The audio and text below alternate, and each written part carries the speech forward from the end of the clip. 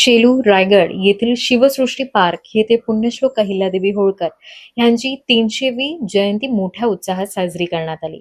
या सोहळ्यात विविध क्षेत्रात उल्लेखनीय कार्य करणाऱ्या अहिल्या रत्नांचा सत्कार करण्यात आला, ज्यात वनरक्षक नितीन मारुती कराडे आदर्श वनपालन, सरपंच पांडुरंग भगवान झोरे आदर्श सरपंच आणि समाजसेवक डॉक्टर राजाराम हुलवान समाजभूषण यांचा समावेश होता. यावेळी 300 महिलांचा विशेष सत्कार करून त्यांना साड्यांचे वाटप करण्यात आले. तसेच डॉक्टर राजाराम हुलवान यांच्या माध्यमातून गोरगरीब नागरिकांसाठी मोफत आरोग्य तपासणी शिबिर आयोजित करण्यात आले होते, ज्यात अनेकांनी सहभाग घेतला.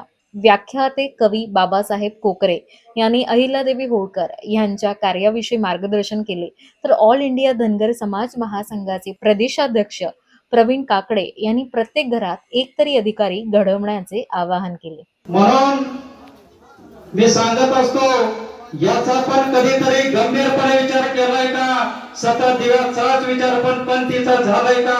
नव्या दुनियेत पाऊल टाकून फुलपाखरं बनून उडायची, त्याबद्दल उमलणारी करी आणि कशासाठी पुढायची? प्रत्येक क्षेत्रात पुढे जाताना तुम्ही आम्ही बघताय मुलीला, प्रत्येक क्षेत्रात पुढे जाताना तुम्ही आम्ही बघताय मुलीला. आता जुना जमाना गेला, नुसतं जाळ घालायचा चुलीला. या जगात धडपडणाऱ्या लढणाऱ्या सावित्रीच्या लेकीचा आदर्श घ्यावा. या जगात धडपडणाऱ्या पुण्यश्लोक अहिल्यादेवी होळकरांच्या लेकीचा आदर्श घ्यावा. या जगात धडपडणाऱ्या माता रमाईच्या लेकीचा आदर्श घ्यावा. या जगात धडपडणाऱ्या राष्ट्रमाता जिजाऊच्या लेकीचा आदर्श घ्यावा. या निर्भीड वाघिणीला प्रत्येकाने आदराने सलाम ठोकावा, प्रत्येकाने आदराने सलाम ठोकावा. ही रणरागिणीमध्ये प्रचंड ताकद आहे. आणि ह्या महिला साध्या सुध्या नव्हत्या, सामान्य काम नव्हतं, असामान्य व्यक्तिमत्व होतं. यांच्यामध्ये प्रचंड ताकद होती. आणि बसलेल्याला उठवायचं आणि उठलेल्याला पळायला लावायचं, एवढी त्यांच्या धमक होती. म्हणजे त्यांचा विचार काय असेल, कशा पद्धतीने त्या पुढे गेल्या असतील. एकामागून एक अशी संकट कितीतरी आली, पण त्या खाचल्या नाहीत, डगमगल्या नाहीत, त्या पुढंच गेल्या आणि पुढंच गेल्या.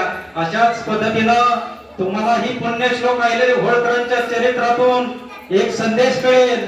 किती संकट आलं, किती आपल्यावरती आघात झालं, दुःख आलं, तरी सुद्धा खचायचं नाही, पुढंच जायचं.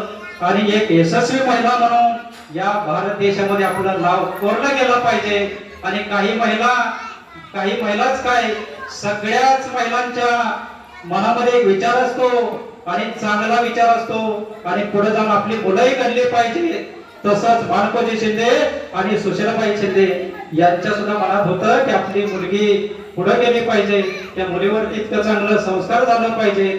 आणि तशीच अहिल्या नावाची पोरगी घडवली. म्हणून माता पित्यांचं आपली मुलं घडवण्यामध्ये किती योगदान असतं, फार मोलाचा वाटा असतो, यामधून आपल्याला शिकायला मिळतं. आणि 1754 मध्ये पुण्यश्लोक अहिल्यादेवी होळकरांचा पती यांचं निधन झालं. कुंभेरीच्या लढाईमध्ये लढता हा शूरवीर खंडेराव यांचं निधन झालं. आणि निधन झाल्यानंतर मल्हारराव होळकरांनी हंबरडा फोडला, कारण त्यांचा लोक गेलाय. आणि लोक गेल्यानंतर इकडं अहिल्यादेवी होळकरांनी सती जाण्याचा निर्णय, आणि त्यांनी पांढरे कपडे घातले.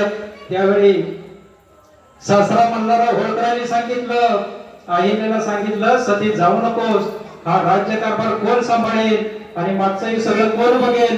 त्यावेळी अहिल्यादेवीने सासऱ्याचं ऐकलं. आणि मल्हारराव होळकर असं व्यक्तिमत्व होतं की ज्यांनी सती प्रथेच्या विरोधात आवाज उठवला. किती प्रचंड मोठं लोकनिंदा केली जायची. आणि हे अहिल्यादेवी होळकरांना माहिती असून सुद्धा अहिल्यादेवी सती गेल्या नाही. म्हणजे अहिल्यादेवी होळकरांचं मनोधैर्य किती मोठं असेल, अद्वितीय असेल. म्हणजे अहिल्यादेवी होळकरांनी एक आदर्श घालून दिला सगळ्यांना. तर अशाच पद्धतीनं पुढे जाऊन केलं. अन्नधान्य गोरगरिबांना अन्नछत्र सदावर्ती चालवली. इतकं प्रचंड काम केलंय. आणि रस्त्याचं, पुलाचं जे शासन व्यवस्थेमध्ये सार्वजनिक बांधकाम विभागामार्फत जे काम केलं जातं, ते पुण्यश्लोक अहिल्यादेवी होळकरांनी केलं. उद्योगधंद्यांना प्राधान्य दिलं, त्यांच्या विकासाला प्रोत्साहन दिलं. म्हणजे अशा पद्धतीने अहिल्यादेवी होळकरांचं कार्य हे सगळं लोककल्याणकारी आहे. आणि असाच एक दरोडेखोर ज्याने हौदोस घातला होता त्याचं नाव आहे मनप्रीत सिंग, याला सुद्धा फाशीवर चढवलं. अशा अहिल्यादेवी होळकर न्यायनिष्ठुर होत्या, न्यायप्रिय होत्या. अहिल्यादेवी होळकर न्यायामध्ये कुठली तडजोड करत नव्हत्या. न्याय म्हणजे न्यायच असतो. ज्यांनी आपल्या मुलाला सुद्धा शिक्षा दिली अशी अहिल्यादेवी होळकर होती. आताच्या राज्यकर्त्यांनी पुण्यश्लोक अहिल्यादेवी होळकरांचा आदर्श घेतला पाहिजे.